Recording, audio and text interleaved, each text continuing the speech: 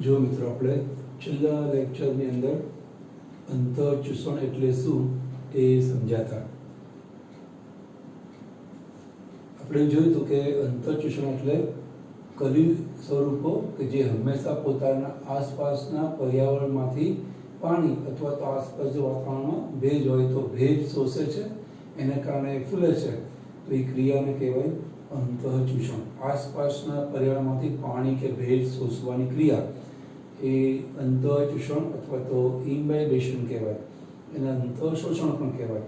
એમાં આપણે દ્રાક્ષનો પ્રયોગ જોયો છે કે સાંદ્ર દ્રાવણમાં આપણે તાજી લીલી દ્રાક્ષ છાલ ઉતારીને મૂકીએ તો બહિર આસક્તિના કારણે પાણી ગુમાવવાથી દ્રાક્ષ ચીમડાય છે, અને એનાથી ઉલટું જો ચીમડાયેલી દ્રાક્ષ આપણે પાણીમાં મૂકીએ અથવા હાઇપોટોનિક દ્રાવણમાં મૂકીએ તો અંતર આસક્તિના કારણે પાણી દાખલ થવાથી ચીમડાયેલી દ્રાક્ષ છે ફૂલે છે. આવી રીતે દ્રાક્ષ અથવા તો એને રેઝિન પણ કહેવાય, અથવા તો જે ગુંદર છે, ટાચ પાવડર છે, એમનો સ્વભાવ નેચર ગુણધર્મ એ પાણી શોષીને ફૂલવાનો છે.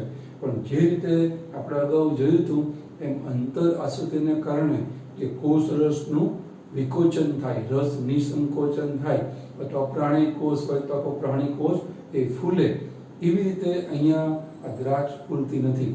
આપણે એવું જોયું હતું કે જે પાણી અંતર આસક્તિને કારણે બહિર આસક્તિને કારણે પાણી ગુમાવાય છે કે દાખલ થાય છે, એવી રીતે અહીંયા અંતઃચૂષણમાં પાણી દાખલ થતું નથી કે ગુમાવાતું નથી. અહીંયા કણોની વચ્ચે વચ્ચે કોષો અથવા તો ગુંદર હોય, ટાચ પાવડર હોય, તો એના કણોની વચ્ચે વચ્ચેની સૂક્ષ્મ જગ્યાઓ જે અનિયમિત શાખામય જે કેશનળીઓ કહેવાય, એની અંદર પાણી ખેંચાય છે, શોષાય છે કેશાકર્ષણને કારણે. એને કારણે ગુંદર, ટાચ અથવા તો અહીંયા દ્રાક્ષ ફૂલે છે કે સંકોચાય છે. તો એ ક્રિયા આસક્તિની અને આ ક્રિયા છે અંતઃચૂષણની. બે વચ્ચે આવો થોડો બેઝિક તફાવત છે. આપણે ગયા વખતે કીધું કે આપણે આવતી વખતે તફાવતની વાત કરશું, તો આપણે એક વખત તફાવત જોઈ લઈએ કે એક્ઝેક્ટ આસક્તિની ક્રિયા અને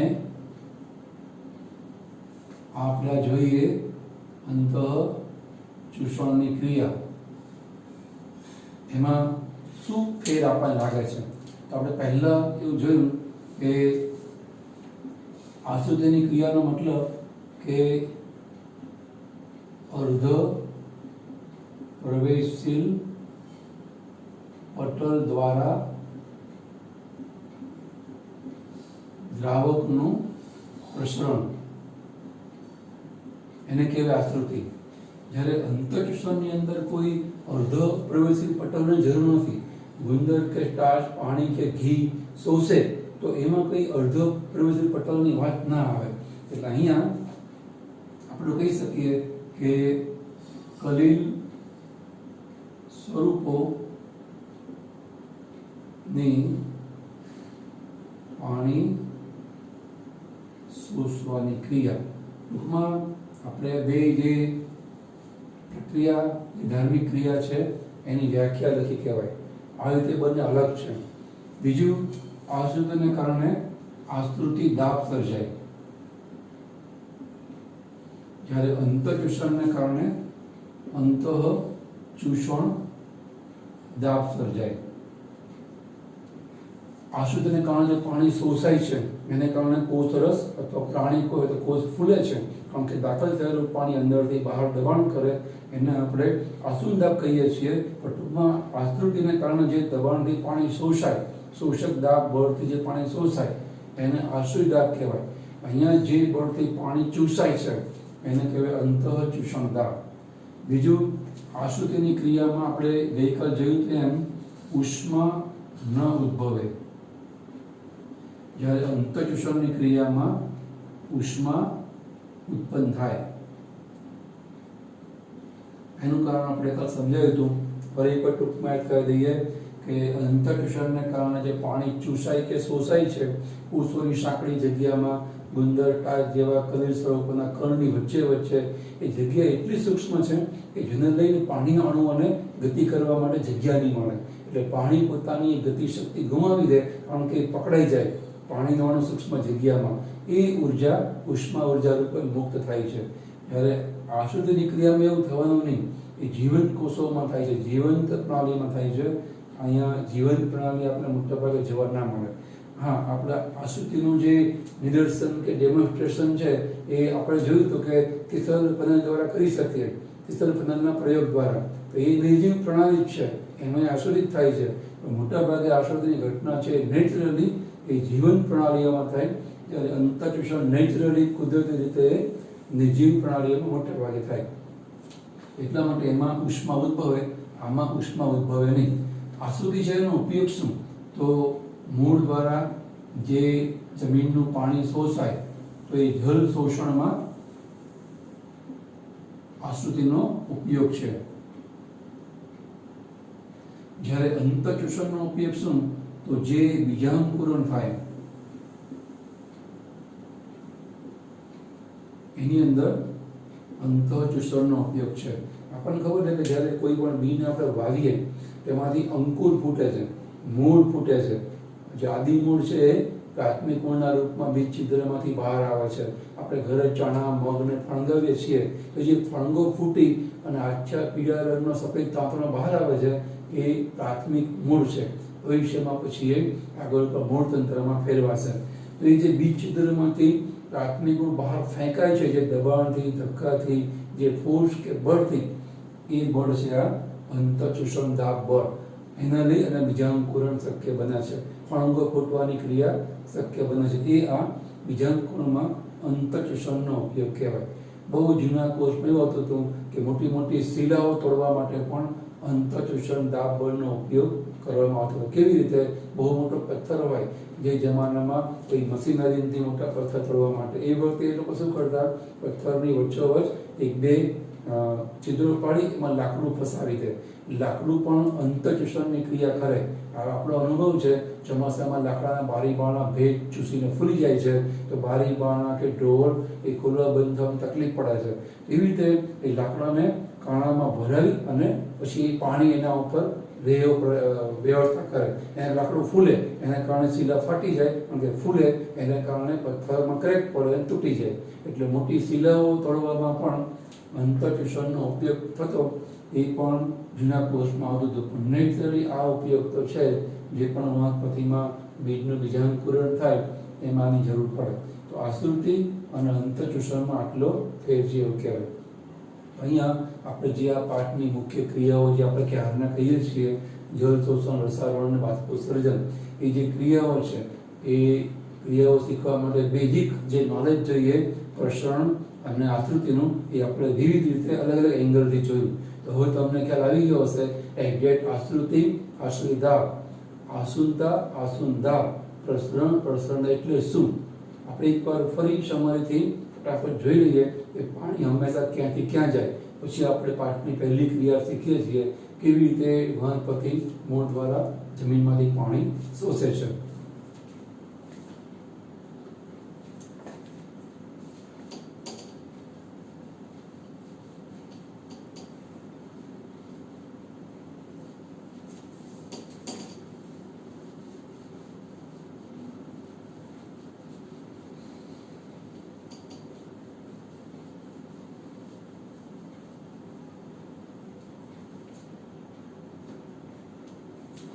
મિત્રો આપણે એવું જોયું હતું કે પાણીનું એટલે કે દ્રાવકનું વહન હંમેશા ક્યાંથી ક્યાં થાય. આપણે સમજાતા કે પાણીનું વહન હંમેશા વધુ પ્રસરણ દાબથી હંમેશા ઓછા પ્રસરણ દાબ તરફ થાય. આપણે સમજાતા કે પાણીનું વહન હંમેશા વધુ જલ ક્ષમતાથી હંમેશા ઓછી જલ ક્ષમતા તરફ થાય. બીજું આપણે જોયું હતું પાણીનું વહન હંમેશા વધુ આસુન દાબથી ઓછા આસુન દાબ તરફ થાય. એ સિવાય હવે ઉલટું, પાણીનું વહન હંમેશા ઓછા પ્રસરણ દાબથી વધુ પ્રસરણ દાબ તરફ થાય. સોરી, આપણે એ બ્લેકમાં જ લેવું પડશે. પ્રસરણ દાબ છે પાણીનું વહન હંમેશા વધુ પ્રસરણ દાબથી ઓછા પ્રસરણ દાબ તરફ થાય.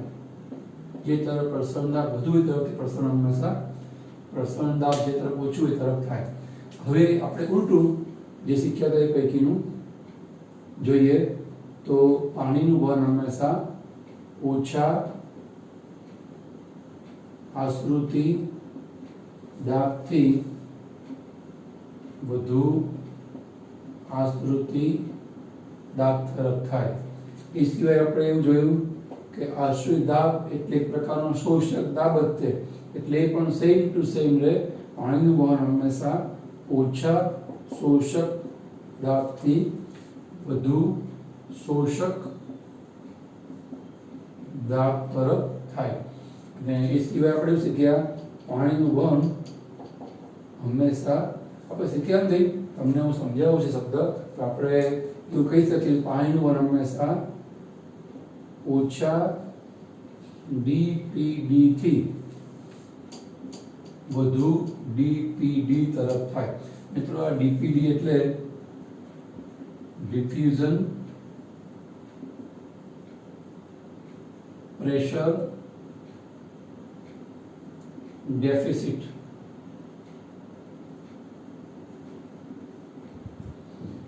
ડિફ્યુઝન મતલબ પ્રસરણ, પ્રેશર મતલબ દબાણ, પ્રસરણ દાબ, અને ડેફિશિયન્સી મતલબ ખામી, ડેફિસિટ મતલબ ખામી. પ્રસરણ દાબની ખામી. તો પ્રસરણ દાબ એટલે આપણને ખબર છે કે આપણે ઉપર સમજાયું કે હંમેશા પાણી વધુ પ્રસરણ દાબ હોય એટલે પાણી જે તરફ વધુ હોય, જથ્થો વધારે, એ તરફ પાણીનું પ્રસરણ દાબ વધારે હોય અને અણુઓની ગતિ વધારે હોય. જે તરફ પાણી ઓછું હોય, કોઈ પણ પ્રકારનું પ્રવાહી કે પદાર્થ, તો એના અણુ ઓછા હોય, એનું દાબ બળ પણ ખસવાનું પ્રસરવાનું ઓછું હોય. અહીંયા આપણે કહીએ છીએ પ્રસરણ દાબની ખામી. પ્રસરણ દાબ છે એ બહુ નથી, તો આનાથી ઉલટું થઈ ગયું. એટલે પ્રસરણ દાબની ખામી હોવાનો મતલબ કે પાણી ઓછું છે અને પ્રસરણ દાબની ખામી ઓછી છે, એનો મતલબ કે ત્યાં પાણીના અણુ ઘણા બધા વધારે છે. તો અહીંયા પાણીના અણુ ઓછા છે એટલે પ્રસરણ દાબ બહુ નથી, પ્રસરણ દાબની ખામી છે. તો પાણીના અણુ ઓછા હોય એને ઓછું ડિફ્યુઝન પ્રેશર ડેફિસિટ કહેવાય. એટલે કે પાણી પુષ્કળ છે, પ્રસરણ દાબની ખામી ઓછી, એના માટે પાણીના અણુ વધારે છે. પ્રસરણ દાબની ખામી વધારે એટલે કે પ્રસરણ દાબની ખામી છે, બહુ જ છે, એનો મતલબ કે એની અંદર આપણને પાણીના અણુ ઓછા જોવા મળે છે. એટલે પાણી હંમેશા આવી રીતે વધુ હોય તરફથી ઓછી બાજુ તરફ ગતિ કરે. એટલે ડિફ્યુઝન પ્રેશર ડેફિસિટ, પ્રસરણ દાબની ખામી જ્યાં ઓછી હોય એટલે કે પાણી પુષ્કળ છે એટલે પ્રસરણ દાબની ખામી નથી, પ્રસરણ દાબ વધુ છે. અને જે તરફ ડિફ્યુઝન પ્રેશર ડેફિસિટ, પ્રસરણ દાબની ખામી વધુ છે એટલે પ્રસરણ દાબ વધુ એટલે કે પાણી ઓછું છે, તો એને કારણે ત્યાં પ્રસરણ બહુ નહીં થાય કારણ કે અણુ ઓછા છે, તો ત્યાં વધુ ખામી કહેવાય, ડીપીડી વધુ કહેવાય. તો પાણી હંમેશા આ રીતે વહન પામે. આપણને કોઈ પણ એંગલથી, એટલે કોઈ પણ શબ્દ આપીને પ્રશ્ન પૂછાય તો ખ્યાલ આવી જવો જોઈએ કે કોષથી કોષમાં, પાત્રથી પાત્રમાં, એક પ્રણાલીમાંથી બીજી પ્રણાલીમાં, એક વાતાવરણમાંથી બીજા વાતાવરણમાં પાણી વહન પામે. એ આ સિદ્ધાંતથી વહન પામે. સિદ્ધાંત બદલાય નહીં, તમે દુનિયાના કોઈ પણ ખૂણે જાઓ, શબ્દો બદલાય, લેંગ્વેજ બદલાય. જેમ કે diffusion pressure, water potential, osmotic turgor pressure, પછી osmotic pressure, suction pressure, diffusion pressure deficit, ઇંગ્લિશમાં બોલ્યું એમ કોઈ પણ લેંગ્વેજ બદલાય, પણ જેમ મેથ્સ ના બદલાય, 1 + 1 = 2, 1 + 1 એ 2 થાય, એ કોઈ પણ દુનિયાના ખૂણે જઈએ એ સિદ્ધાંત કે મેથ્સ બદલાય નહીં, સાયન્સ બદલાય નહીં, સિદ્ધાંત બદલાય નહીં, લેંગ્વેજ બદલાય. એમ આ પણ સૈદ્ધાંતિક વાત છે કે પાણી હંમેશા આમથી આમ જ જાય. તો આને આધારે હવે આપણે જોઈએ છીએ કે પાણી કેવી રીતે જમીનમાંથી મૂળમાં શોષાય છે. એ પાઠનો પહેલો મુદ્દો છે. જળ શોષણ, રસારોહણ અને બાષ્પોત્સર્જન પૈકીનો આપણે પહેલો મુદ્દો શીખીએ છીએ કે કેવી રીતે મૂળ દ્વારા વનસ્પતિ પાણીનું શોષણ કરે. વિડીયો સ્ટોપ કરી અને આ તમારી નોટમાં નોંધી લેજો, તમને કામ લાગશે.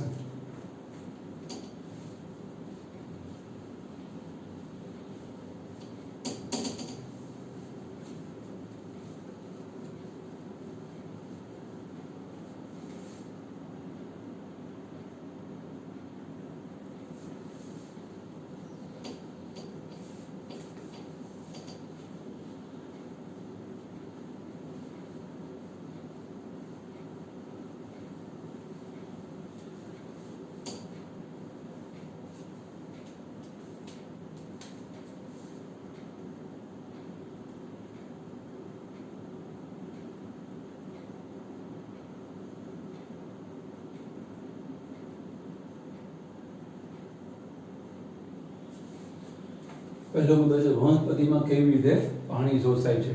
એ જોઈ પહેલા એક નાની એવી બીજી વાત આપણે જોઈ લઈએ. વનસ્પતિ માટે પાણીનો જો કોઈ સ્ત્રોત હોય શોષવા માટે, એ ક્યાંથી શોષે એનો સોર્સ કે સ્ત્રોત કહેવાય તો એ જમીન છે.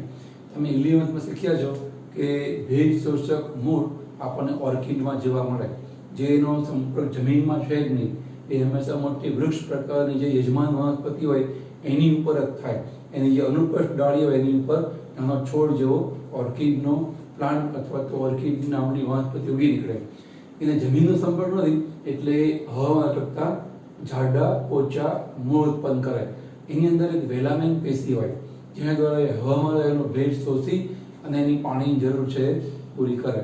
એટલે એનો સ્ત્રોત અપવાદ રૂપે ઓર્કિડ નામની વનસ્પતિનો પાણીનો સ્ત્રોત એ વાતાવરણ થયું, હવા, આપણી આસપાસ જોવા મળતું હવાઈ વાતાવરણ ટૂંકમાં, એમાંથી એ પાણી શોષે છે. પણ એ તો અપવાદરૂપ વનસ્પતિ છે, અનુકૂલિત વનસ્પતિ છે. આપણે મૂળના વિવિધ અનુકૂલો શીખ્યા, ખોરાક સંગ્રહી, પછી એ રીતે ભેજ શોષણ કરતું, આરોહણ કરતું, એ પ્રકારે અનુકૂલન છે. એ રેગ્યુલરિટી નથી, એ વનસ્પતિમાં જોવા મળતી આમ તો સામાન્ય બાબત નથી. મોટા ભાગે સામાન્ય બાબત એ છે કે વનસ્પતિ પોતાના મૂળ દ્વારા જ પાણી જમીનમાંથી શોષે છે. એટલે દુનિયાની કોઈ પણ વનસ્પતિનો પાણીનો સ્ત્રોત મૂળ દ્વારા જળ શોષણ કરવા માટે જમીન છે. મૂળ પણ જમીનમાં જ હોય. આ જે ઓર્કિડના હવાઈ મૂળ છે, એ સિવાય ઘણી વનસ્પતિના હવાઈ મૂળ હોય, એનું કામ જ જુદું હોય. જેમ કે તમે શીખ્યા છો દરિયા કિનારે એક વનસ્પતિ થાય, એનું નામ છે તીવા, એવિસિનિયા અથવા તીવા. અને બીજી વનસ્પતિ શીખ્યા છો રાઇઝોફોરા. એ સમુદ્ર કિનારે થાય અને કેટલાક પણ જમીનની બહાર આવે, એની ઉપર કાણા હોય, હવાદાર છિદ્રોવાળા. એ મૂળ લેન્ટિસેલ એ હવા શોષે અને મૂળને આપે. એનો હેતુ જ તે શ્વસનનો છે. એટલે એવા એ બધા મૂળને વાત કરતા મૂળ પણ મોટા ભાગે ભૂમિગત હોય, એટલે કે ભૂમિ એટલે કે જમીનમાં હોય, અને એ જમીનમાં રહેલું પાણી છે એ શોષે છે. તો હવે આપણે જોવાનું કે જમીનમાં પાણી ક્યાંથી આવે છે. તો જમીનમાં પાણી કે ઉગતું નથી, પણ જમીનમાં પાણી આવે છે. તો જમીનમાં પાણી આવે છે એ એનો મુખ્ય સ્ત્રોત કયો? તો આપણે જલચક્ર શીખ્યા હોઈએ, અને 12મામાં આગળ ઉપર શીખવાનું આપણે ફરી આવશે કે જલચક્રના રૂપે જે વરસાદના રૂપમાં પાણી જમીન ઉપર પડે, એ પાણી જમીનમાં ઉતરે, એને મૂળ દ્વારા વનસ્પતિ શોષે છે, ઉપયોગમાં લે છે. એટલે વરસાદ એ જમીનમાં પાણી આવવાનો મુખ્ય સોર્સ અથવા સ્ત્રોત થયો. હવે એ જે વરસાદ પડે અને એ પાણી જમીન ઉપર પડે, વરસાદી પાણી, તો જમીનમાં એ વરસાદી પાણી સંગ્રહવાની 3 અલગ અલગ મેથડ છે. એટલે જમીનમાં એ પાણી 3 સ્વરૂપમાં સંગ્રહાય. એ પૈકીનું એક જ સ્વરૂપ જળ શોષણમાં કામ લાગશે. એ આપણને ખ્યાલમાં રહેવું જોઈએ. એટલા માટે આપણે થોડી એની વાત કરી લઈએ કે જે જમીનમાં પાણી છે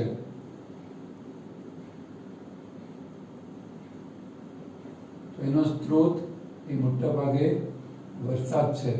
બીજું, જે વરસાદના કારણે જમીનમાં પાણી આવે છે તો એ જમીનમાં રહેલા પાણીનું સ્વરૂપ અથવા તો એ કયા સ્વરૂપે સંચય પામે છે, એ સંચયી સ્વરૂપ, સંગ્રહિત સ્વરૂપ કયું છે? તો મેં કીધું એમ કે 3 સ્વરૂપે પાણી સંગ્રહે જમીન, જે વરસાદનું પાણી એને પડે. એક તો એ જે સંગ્રહ એને કહેવાય ગુરુત્વાકર્ષણીય જળ. આપણને ખબર છે ગુરુત્વાકર્ષણ બળને લઈ કોઈ પણ વસ્તુ હંમેશા નીચે આવે છે. તો એવી રીતે જે પાણી વરસાદનું પડે એ મોટા ભાગનું પાણી જમીનમાં ઊંડું ઉતરી જાય છે. એટલું ઊંડું ઉતરે છે જેને આપણે પાતાળનું પાણી કહીએ, અને કાં તો આપણે એને બોર દ્વારા કાઢીએ છીએ. તો એ જે બોર દ્વારા પાણી કાઢીએ 100, 200, 500 ફૂટે ઊંડાઈએ હોય. આપણે એને મેન્યુઅલી એટલે કે માણસના પ્રયત્ન દ્વારા, મશીન દ્વારા કાઢીએ, વનસ્પતિને ઉપર લાવીને આપીએ, જેમ કે બોર કરીને ખેતરોમાં, વાડીમાં પાણી, એ અલગ વસ્તુ છે. પણ વનસ્પતિ કુદરતી રીતે પોતાના મૂળ દ્વારા ગુરુત્વાકર્ષણ બળને લઈ અને પાણી, જે વરસાદનું પાણી જે ઊંડું ગયું ને એટલે સુધી એ પાણીની ઊંડાઈ સુધી પોતાના મૂળ પહોંચાડી શકે નહીં. કોઈ પોતાના મૂળ આટલા ઊંડા ના હોય. એટલે વરસાદના કારણે પાણી એ જમીન પર પડે છે અને ગુરુત્વાકર્ષણ બળને લઈ જે ઊંડું ઉતરી જાય, તે સંચય પામીને રહે છે, એને કહેવાય ગુરુત્વાકર્ષણીય જળ. એ પાણીનો જળ શોષણમાં ઉપયોગ નહીં થાય, કારણ કે મેં કીધું એટલી ઊંડાઈએ કોઈ મૂળ પહોંચી શકે નહીં. બીજું એક પાણી વનસ્પતિ જમીનમાં સંગ્રહાય, જે વનસ્પતિને એ પણ કામ લાગશે ને એવું છે. એનું નામ છે અનુબંધિત પાણી અથવા તો અનુબંધિત જળ. એટલે શું? મોટા ભાગનું પાણી તો ગુરુત્વાકર્ષણને કારણે નીચે ઊંડે ઉતરી જાય, પણ અમુક માત્રાનું પાણી જમીનના ઉપલા પ્રમાણમાં રહે. પણ એ જમીનના કણ જોડે પાણીના અણુ એટલા મજબૂત આકર્ષણ બળથી જોડાયેલા હોય, જેને કહેવાય અનુબંધિત જળ. જમીનના કણ જોડે બંધાયેલું પાણી. એટલું અનુબંધ નામનું બંધન મજબૂત હોય કે જેને તોડી અને જમીનમાં ખૂંપાયેલું મૂળ એ શોષી શકે નહીં. એટલે કે મૂળનું શોષક બળ એટલું વધારે નહીં હોય એટલું જમીનના કણો અને પાણી વચ્ચેનું આકર્ષણ બળ મજબૂત છે. એટલે અનુબંધિત પાણી ઉપલા પળમાં છે, મૂળના સંપર્કમાં છે, પણ મૂળ દ્વારા થતું શોષક બળ એટલું પ્રચંડ નથી, ઊંચું નથી. એટલા માટે એ પાણી પણ જળ શોષણમાં વનસ્પતિને કામ લાગશે નહીં. ત્રીજું એક પાણી છે એ છે કેશાકર્ષણીય જળ. એટલે શું? તો જે જમીનના કણો છે, અસ્તવ્યસ્ત આવા નાના મોટા જમીનના કણો, એ જમીનના કણોની વચ્ચે વચ્ચે આવી સાંકડી જગ્યાઓ રચાય. આ આપણે સમજાવવા માટે બહુ મોટી ફિગર બતાવે. જમીનના કણ તો સૂક્ષ્મ હોય, એની વચ્ચેની જગ્યા પણ અતિ સૂક્ષ્મ હોય, એટલે વાળ કરતાં પણ સૂક્ષ્મ જગ્યા હોય. એને આપણે કઈ સાંકડી કેશ નળીઓ, આડી અવડી એવી સાંકી કેશ નળી રચાય. તો એ જે કેશ નળી રચાય ને એની અંદર જેને આપણે કહીએ છીએ ગુરુત્વાકર્ષણ બળની વિરુદ્ધ આ કેશ નળીઓમાં કેશાકર્ષણ બળને લઈ અને પાણી છે આવી રીતે સંગ્રહાય. તો આને કહેવાય કેશાકર્ષણીય જળ. જમીનના કણો વચ્ચેની સૂક્ષ્મ જગ્યામાં આવેલી પાતળી કેશ નળીઓમાં કેશાકર્ષણ બળને લઈ અને જે પાણી જકડે પકડાઈ રહે, ગુરુત્વાકર્ષણ બળની વિરુદ્ધ કેશાકર્ષણ બળ વધારે હોય તો એને કહેવાય કેશાકર્ષણીય જળ. તો એ પાણી આ જળ શોષણમાં મૂળને કામ લાગે છે એવું કહેવાય. બીજું કોઈ પાણી કામ લાગશે નહીં. હા, તમને કદાચ એવું થાય કે વરસાદનું પાણી તો મોટા ભાગનું વહી જાય છે, ડ્રેઇન થઈ જાય છે. સાચું છે. આ 3 પાણી કરતાં મોટા ભાગનું પાણી તો વરસાદનું જે વહી જાય છે નાના નાના ઝરણાઓ દ્વારા કે ધોરિયા દ્વારા કે ગટર દ્વારા, છેવટ નદીઓમાં, છેવટ સમુદ્રમાં એ જળચક્ર પૂરું થાય. કારણ કે વરસાદ આવવાનું કારણ એ વાદળા જે બંધાય ભેજ રૂપે કે ભેજયુક્ત, એ સમુદ્રની સપાટી પર જ્યારે તડકો પડે ત્યારે વરાળથી એ પાણી બાષ્પીભવનથી ઉડે, વાદળા બંધાય અને જે પાણી વરસાદમાં પડે એ મોટા ભાગનું વહી અને નદીઓ દ્વારા સમુદ્રમાં પાછું ભળી જાય. આખું જળચક્ર એ રીતે પૂરું થાય. એટલે મોટા ભાગનું પાણી જમીન ઉપરથી વહી જાય છે. એ દરમિયાન જે ઉતરે પાણી જમીનમાં એ આ 3 સ્વરૂપે સંગ્રહાય. એ પૈકીનું અહીંયા આ જે કેશાકર્ષણીય જળ છે એ વનસ્પતિને શોષવા માટે કામ લાગે. તો જમીનના કણો વચ્ચે રહેલું આ કેશાકર્ષણીય જે જળ છે એ મૂળ કઈ રીતે શોષે છે એ આપણે હવે નેક્સ્ટ લેક્ચરમાં જોઈએ છીએ.